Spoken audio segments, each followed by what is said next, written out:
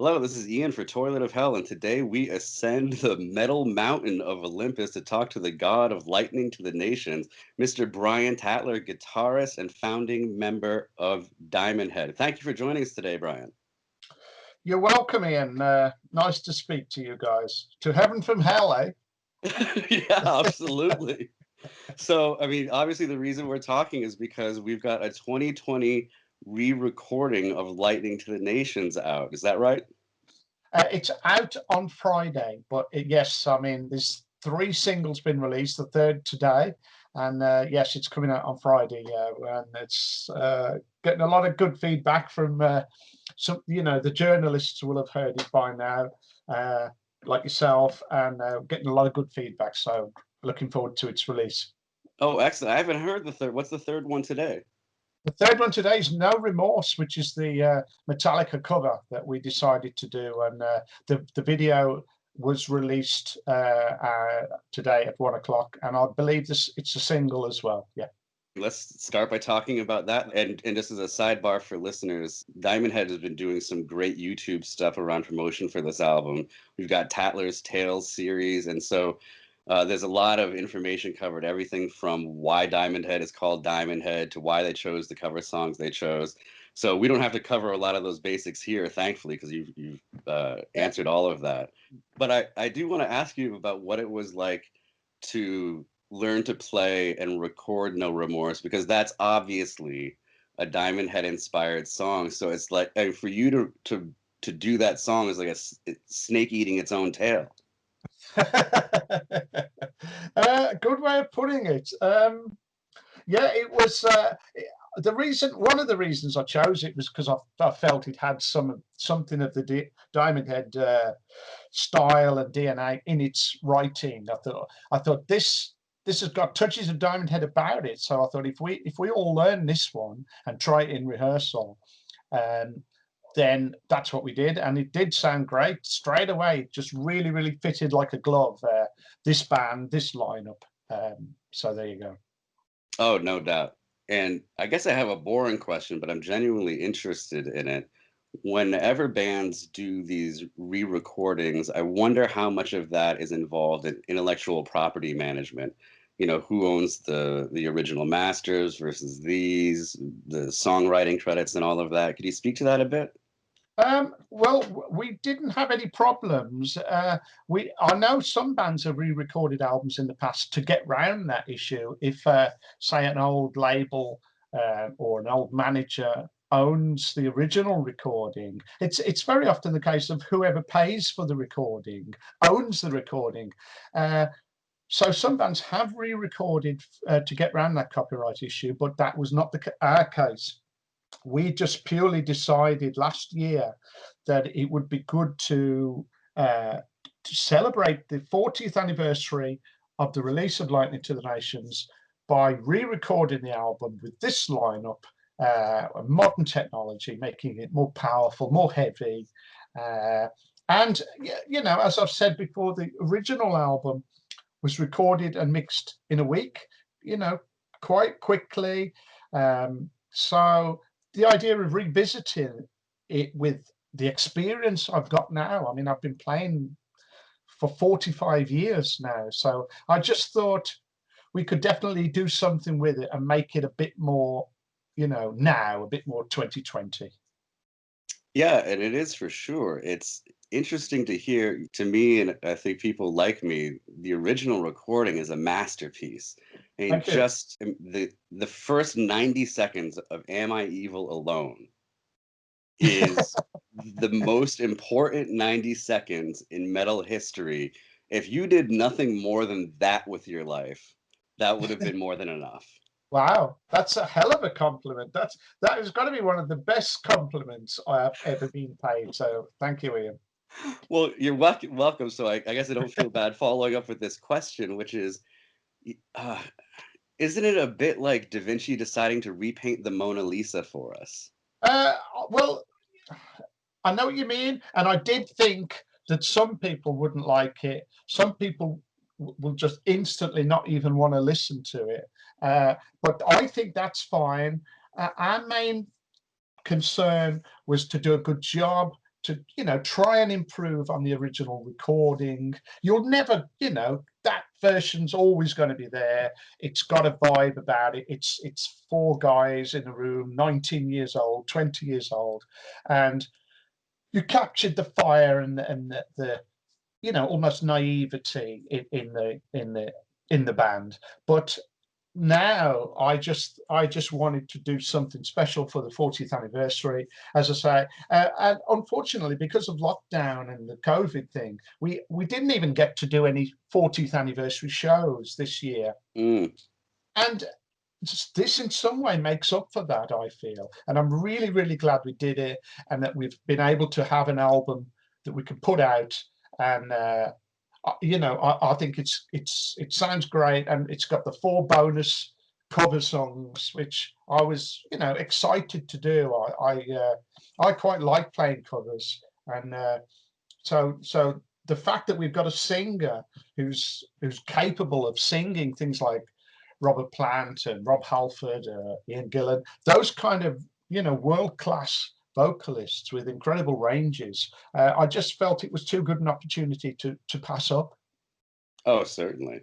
But you mentioned your 19-year-old self and your 19-year-old sensibilities. So I want to kind of dig to your head from back then and think about how what's amazing about early Diamond Head is that it's putting the new in the new wave of British heavy metal. You definitely you wear your influences on your sleeve. There are moments where it absolutely sounds like it's Led Zeppelin vocals on Deep Purple guitars. But you brought something more to it, and I was trying to think what seems new. And so I've there's 2 things that seem new that I want to ask you about. And the first one is just the speed, the tempo. It's faster than other music. You're really pushing it, and this other British bands have done this. People have pointed to the Beatles or Motorhead, but in those cases they say, well, it was amphetamines. Yes. I don't think that's a satisfying enough answer. At least that's not my guess about what's going on with Diamond Head.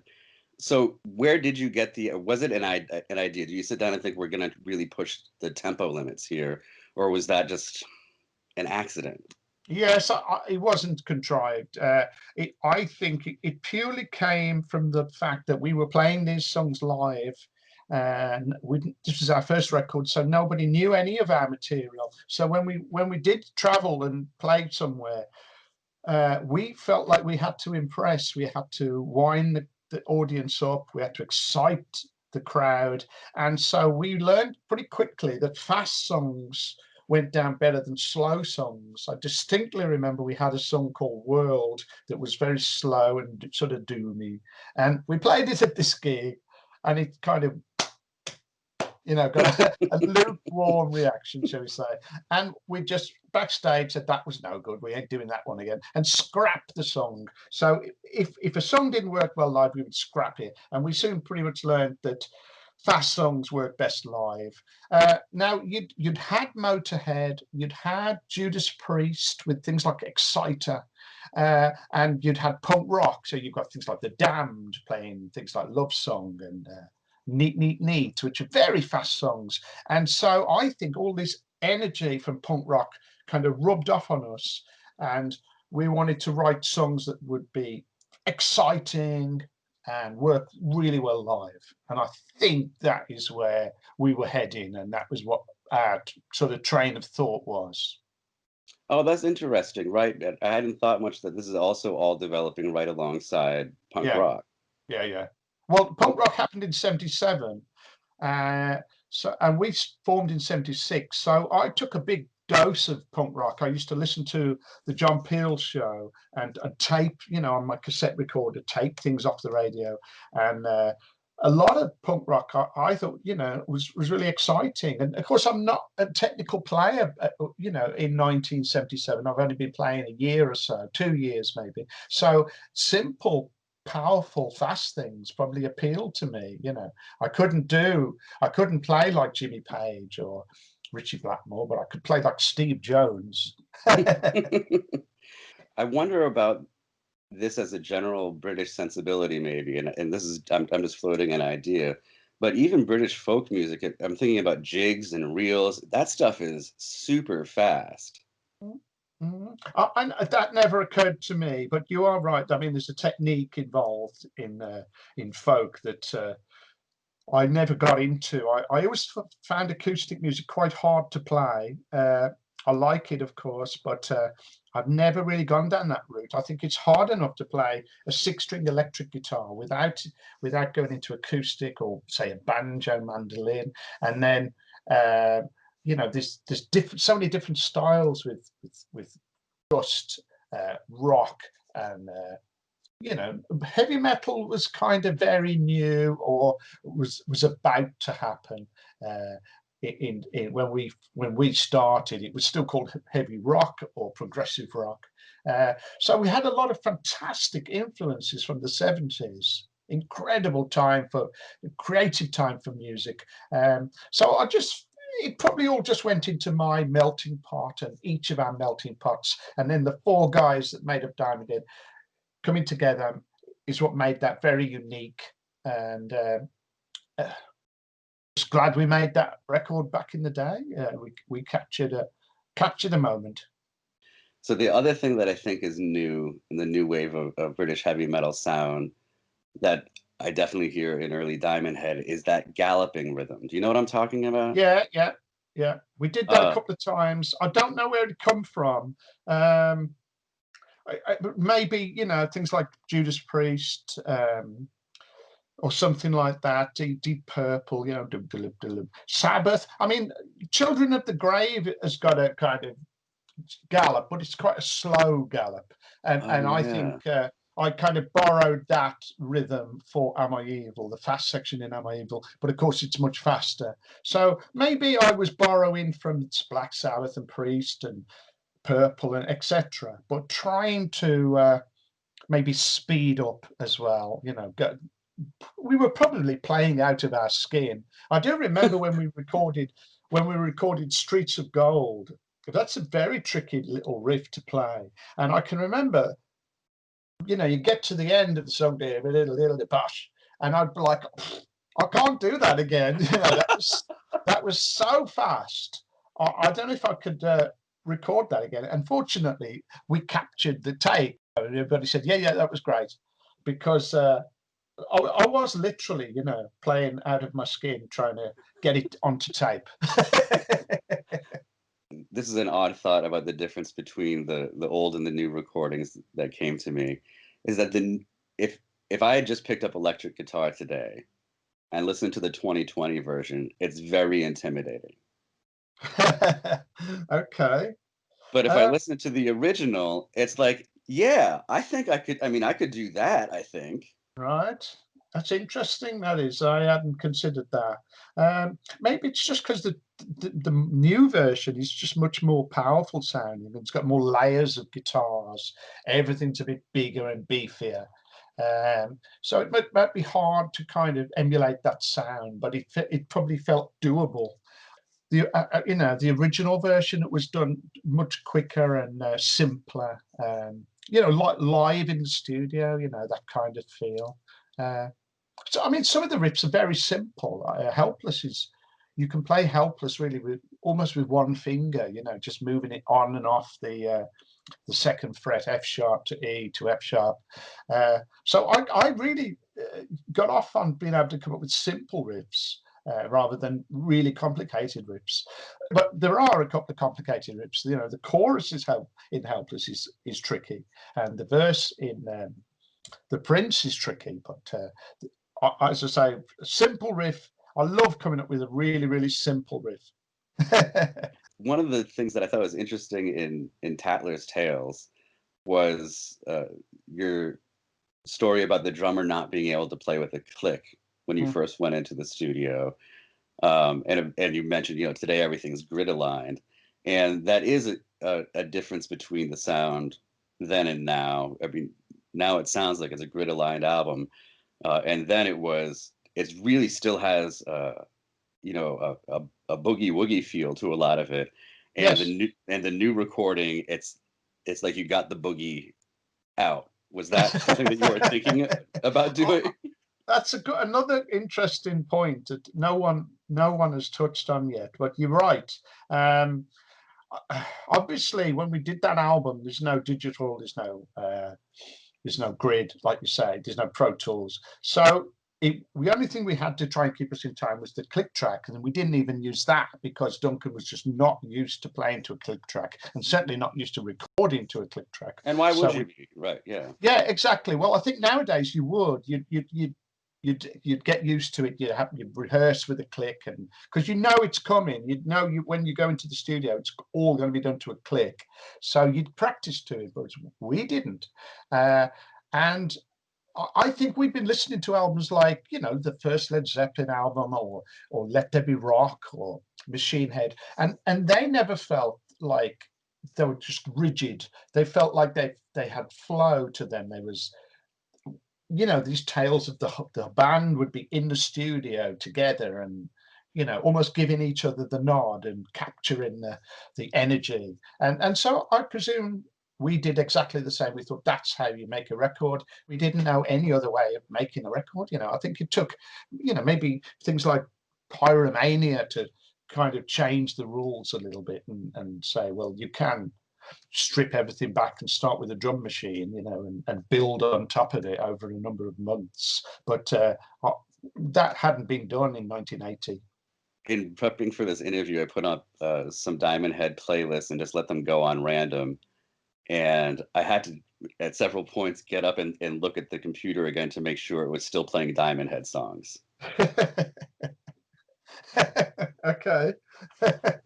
So what I'm getting at here is I want to hear from you about the way you were thinking at the time about the progression of your early albums. So like Borrowed Time seems to follow up on things from earlier work that wasn't what at least an American audience was maybe vibing on with that. And then it drifts into uh, Canterbury eventually. Yes. And I might be in a minority, but Out of Phase from Canterbury is a fantastic song. Thank you. But Okay. how did you what was your thought process across those albums of getting to the point where you're like, yes, we're gonna do that?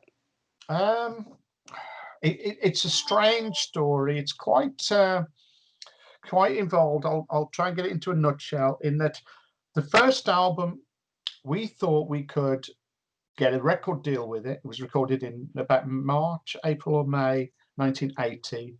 Then I think the idea was to get a record deal, or at least there was a school of thought where we treated that as a demo album, and we thought, right, we've got a week in the studio. Um, let's make the record. Let's try and get a deal with it. And then we can re-record the album properly with a producer, etc., etc. And that didn't happen. So we printed up 1,000 copies, sold the mail order, and then there was a second run of 1,000. But it took us, in fact, almost another 2 years before we got signed by MCA in January 1982. And by that time, because of the lack of success with we hadn't been able to get a record deal, and so we sort of introvertedly started looking at ourselves and thinking, maybe we haven't quite found the style yet, or the perfect formula, or not realizing we already had. But Mm.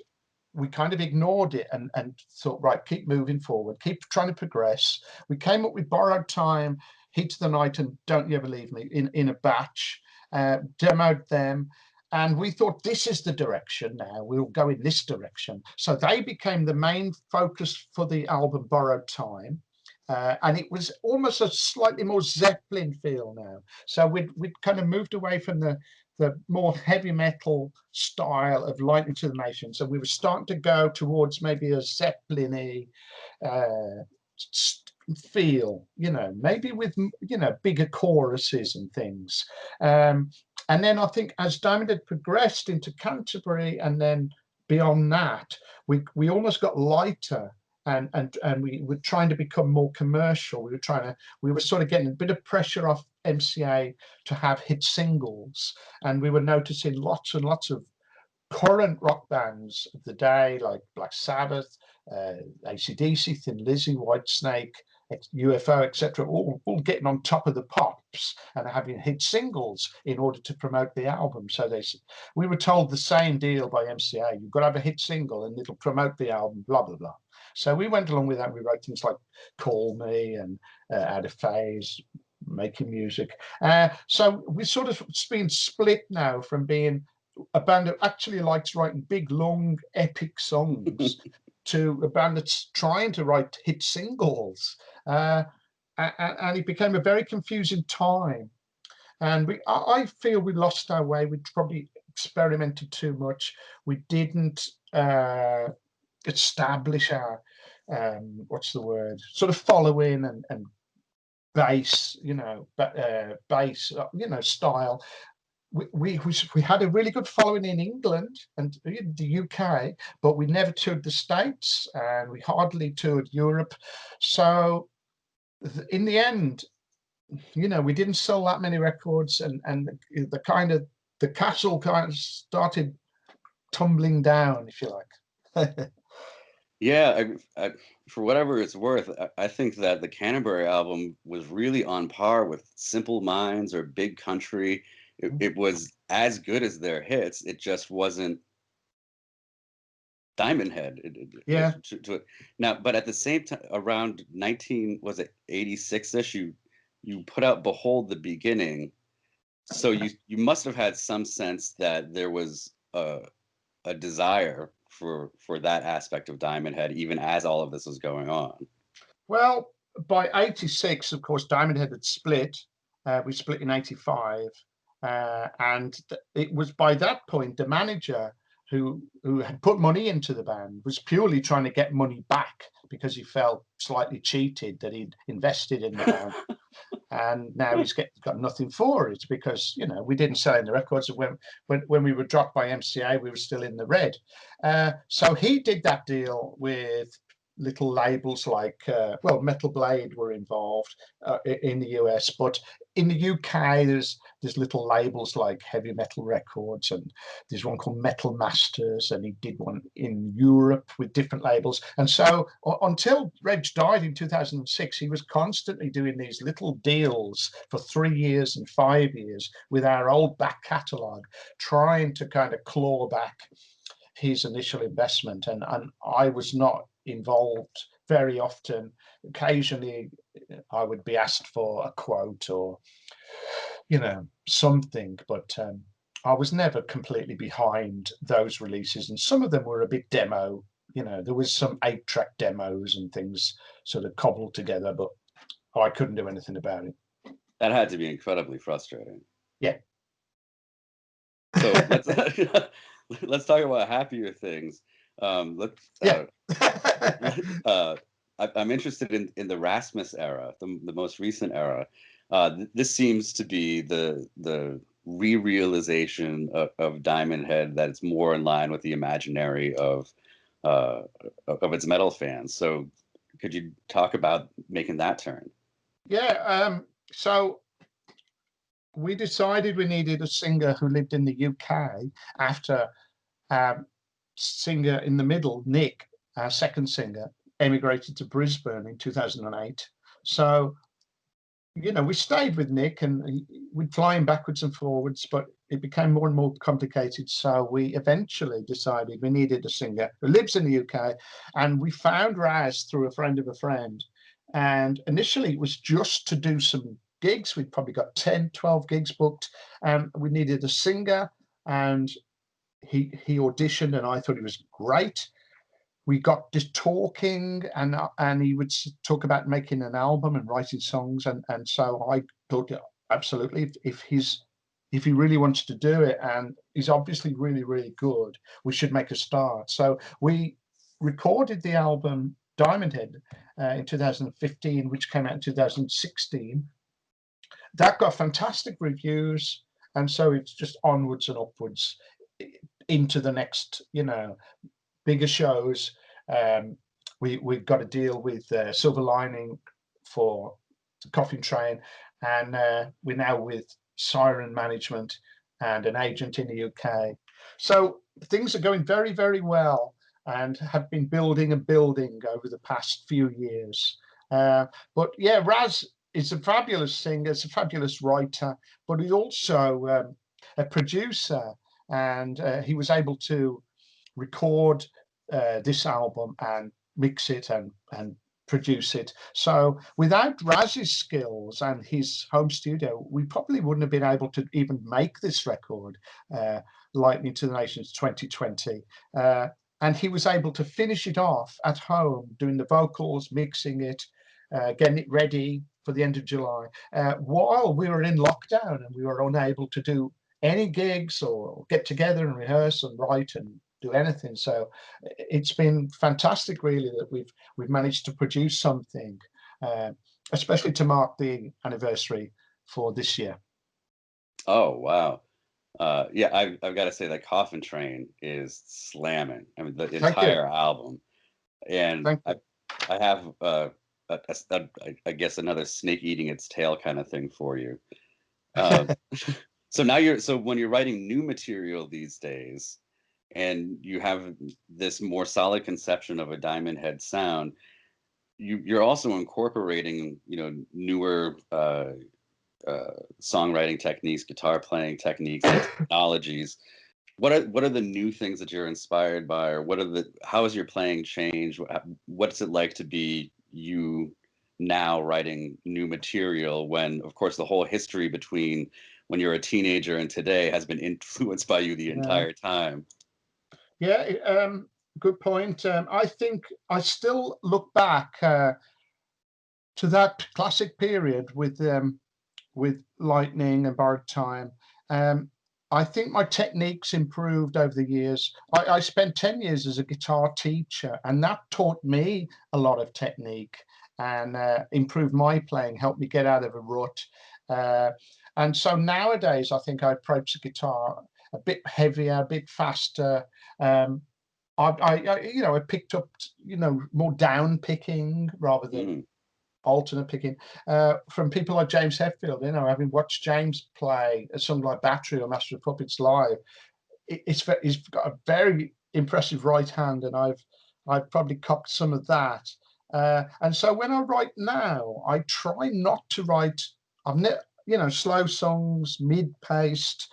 There's always something will creep through that I think's worth doing, but I will try and focus on playing faster songs that will work live, and um, just keep the energy of the band up. Raz is all about energy. He loves to sing in a certain way and give it a lot of power. I think we all do. We all want to write songs that will work live, that will get the crowd going, and be a bold statement, really. out of the new material, what's the best, pleaser? What seems to be the biggest crowd pleaser, did you say? Yeah. Yeah. Off the last album, the Messenger seems to go down really well. We've also been doing Belly of the Beast and Death by Design. And then off the previous album, the Diamond Head album, Bones is very popular. So we put after writing Bones in 2015, that hasn't left the set yet.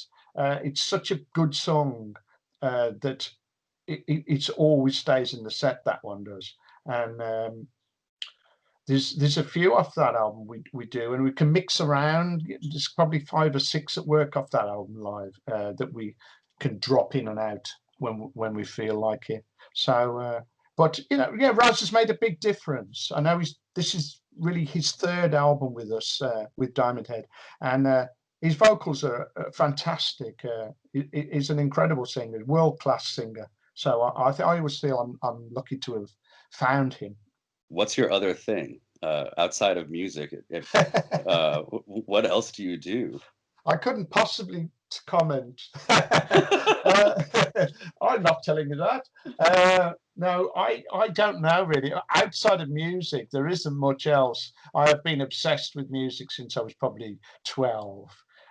So even if I'm just listening to music or playing music or writing music, it touches on things I do every day.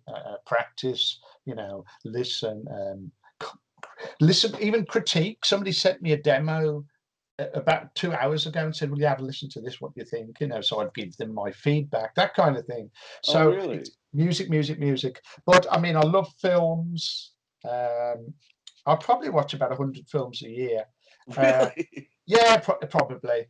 And I read. I like to read. I've read a lot of autobiographies. Music again. Um, and I try and keep fit. I'm 60 now, so I've had a few health scares over the years, and I need to exercise. I need to walk, and I've got a bike, and I go swimming when swimming's allowed. So I try to keep fit.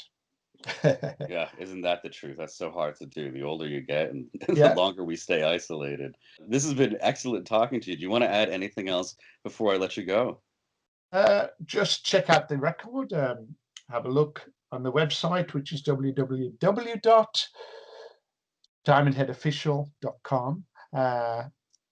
The new video is out today, No Remorse, and the album is out next Friday, the 27th of November. So if there's anybody who hasn't heard of it yet, go and check it out. Brilliant. Thank you so much, Brian. It's been an honor. Thank you very much, Ian. I've enjoyed that. Really enjoyed that.